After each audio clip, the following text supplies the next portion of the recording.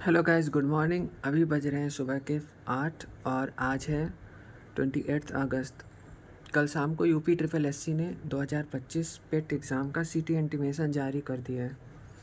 सो आप अपना वहाँ पे रजिस्ट्रेशन नंबर इंटर करके ये जान सकते हैं कि आपका एग्ज़ाम किस सिटी में होगा, किस डिस्ट्रिक्ट में होगा।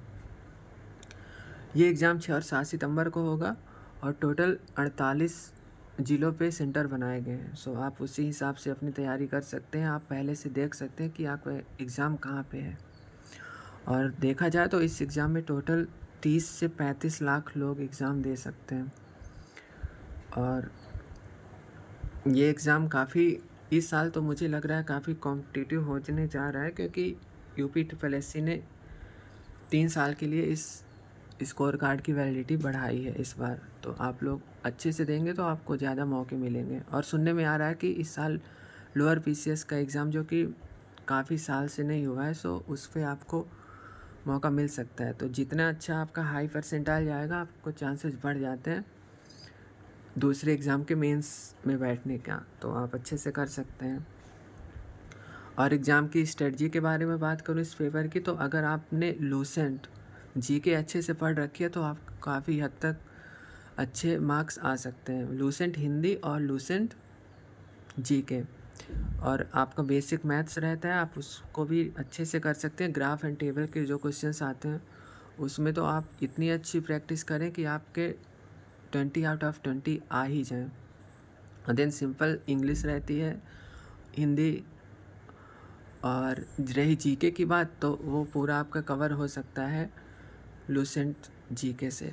और करंट अफेयर्स के लिए आप पिछले 1 साल के जीके को देख सकते हैं, जिसमें से मोस्टली अगर आप साइंस एंड टेक पे फोकस कर सकते हैं, और जितने पॉलिटी से रिलेटेड हैं, पॉलिटी इन द सेंस कि जितने यहाँ पे जितने ऑर्गेनाइजेशन है, लाइक आपका सार्क हो गया, ब्रिक्स हो गया, इन सब पे वो क्वेश्चंस पूछ सकते हैं। और अपने नेबरिंग कंट्रीज जितने हैं उनके बारे में पूछा जा सकता है।